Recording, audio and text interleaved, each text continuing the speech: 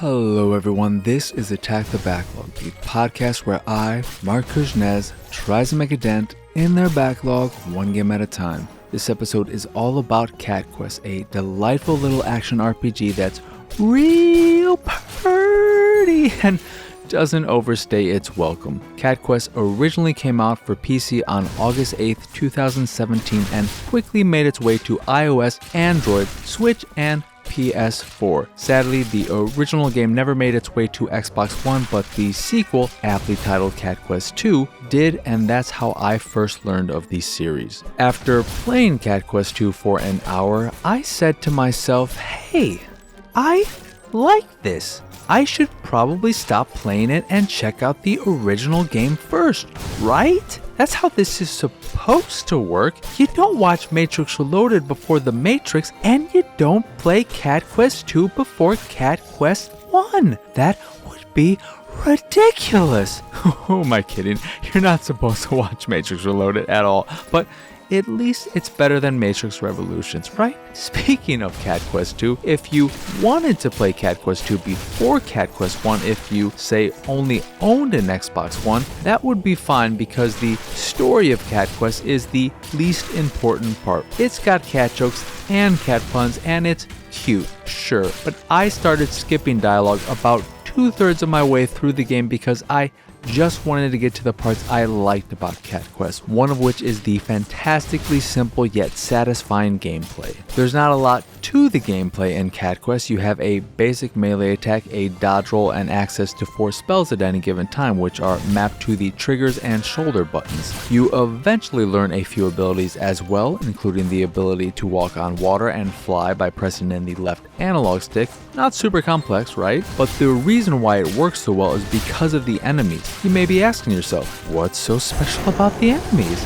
Not much, honestly, at least not in their design or anything like that, but why the enemies make the combat so much fun is because they telegraph when they're going to attack. When an enemy is going to attack, a circle or a line or an X shape will show up on screen in a light red. This is their attack range. Then a deeper red will start expanding from their body, and when it reaches the edge of their attack range, they will attack. This means you attack enemies until they're about to attack, roll out of the way, and then attack some more. Rinse and repeat. Like I said, there's not much to the combat, but it's super satisfying because the visual cues are easy to read and the loop of attacking and dodging feels very good, even after you've been doing it for a few hours. But in addition to being a lot of fun to play, and sure, you do a lot of the same things in Cat Quest over and over and over again. Hey cat, can you come over here and fight some monsters? Cool.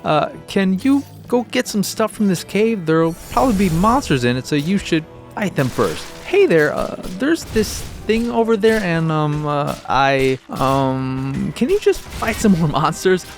Awesome. Yes, you basically do the same thing over and over and over again as you increase your strength so you can kill a few dragons, save your sister, and take down the big baddie. But even so, I still enjoyed every second of it. Now that tangent is out of the way, like a cat, I'm easily distracted. In addition to being a lot of fun to play, Cat Quest is a beautiful game. The visuals are what initially drew me to Cat Quest because they are bright, cheery, colorful, and super adorable. The game has a pop-up book aesthetic which makes you feel like you're playing through a delightful kid's book. It's all very charming, from the art and the unique perspective to the way your cat collapses at towns for a cat nap whenever you want to regain your health and save the game. I loved being in this world because it was so pleasant to look at, and my only real complaint is that I wanted more areas to explore and more things to do, both of which I hope to get when I play Cat Quest 2 in the not too distant future. But before I wrap this episode up, I do want to say one last thing. One prevailing thought was with me the entire time I played Cat Quest. I would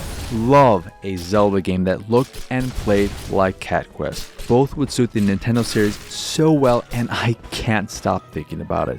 That is all. Anyway, that will do it for this here episode of Attack the Backlog. Once again, I am your host, Marc.